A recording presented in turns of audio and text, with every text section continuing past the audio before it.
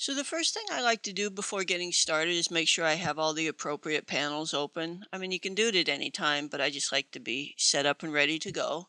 And the panels you'll need the most are the appearance panel, the gradient panel, and then either swatches or color, both will work. I'm just going to go with the swatches because this is a demonstration and it just makes it quicker and easier. So once you have all your panels set up and ready to go, the next thing we need to do is draw the first shape. And we're going to use the ellipse tool to make the first petal in the flower. So you come over under the rectangle tool and click and hold till you get the box and select ellipse. And I'm going to go ahead and set the fill. Right now it's white.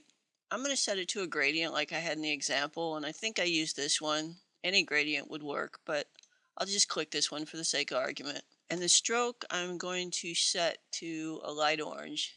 And we can always change these later, so it's not that big a deal. The first thing I want to do is go into the gradient. So I went down to the gradient panel and clicked on the fill square, because I want to edit it a little bit. Right now it's white to orange, and I'm sure that's fine, but I want to change it a little bit. There's a couple ways to change it. I'll stick with two easy ones. The first one, you need to double click on the little color stop, and it brings up the color panel.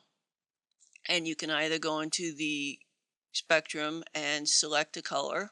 You could go up into the sliders and change it if you wanted to. That's one way to do it. Well, actually, that's two ways to do it technically. I'm going to hit Control Z to undo. Another quick and easy way is just to click and drag a swatch down from the swatches panel over that color stop, and you'll see you have the little plus sign, and you let go, and there it is. I want to actually change the type of gradient also from radial to linear, and I think I had the angle set before at 90, but in any event we can change it at any time, so I'm not really worried. So now that we have our colors set up, I'm going to go ahead and draw out the first petal. And I'm not going to hold shift because I don't want a perfect circle. I do want an ellipse. So I'm just going to click and drag about, I don't know, about yay big. And I want the bottom part to be pointed instead of the smooth rounded corner like it is at the top. So what I'm going to do is go over to the pen tool and click, and I want to select the anchor point tool at the bottom. And you'll know you have that tool selected because you see the little upside down V. And all I want to do is come to the bottom anchor point. Let me see if I zoom in here. It makes this a little easier to see. Come to the bottom anchor point. You'll see the word anchor there slightly in pink. And just click once. And what that does is it takes that smooth corner, takes it from a smooth curve to a corner point. Now if I zoom out a little, you see that you have your stroke. I'm going to hit V to select the move tool again. So I have my petal. And now all we need to do is go up to Effect, Distort and Transform, and Transform. And here's a dialog box that comes up.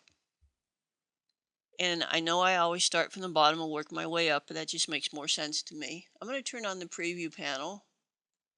I'm going to set the initial number of copies to like 25, knowing I can change all of this.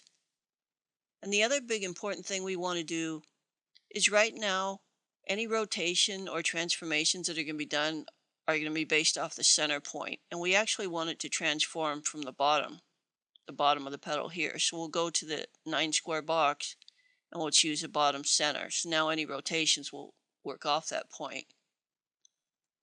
I also set the horizontal scale to I think 103%. And then now all we need to do is just click in the angle box. And if you know the angle you want, you can highlight the text and type it in. Or as you can see when you click from different boxes, it's highlighted in orange so you know it's active. So you can click in the box and just use your up and down arrow keys. So I can go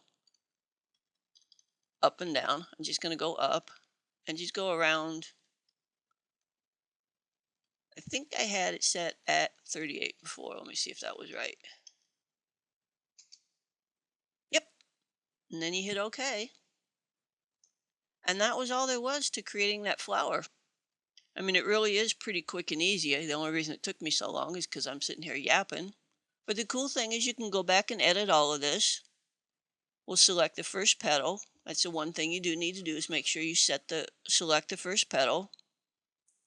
If you wanted to reverse the gradient, you could do that. You could go in and change the angle, either using one of the presets or typing in a number. I'll just leave it at 90. You can drag and drop other colors on there to switch if you want. And another cool thing you could do is, as long as that petal's selected, we can go in and grab the top middle anchor point. Let me zoom in again a little bit. And we can drag it down if we want the petals to be shorter.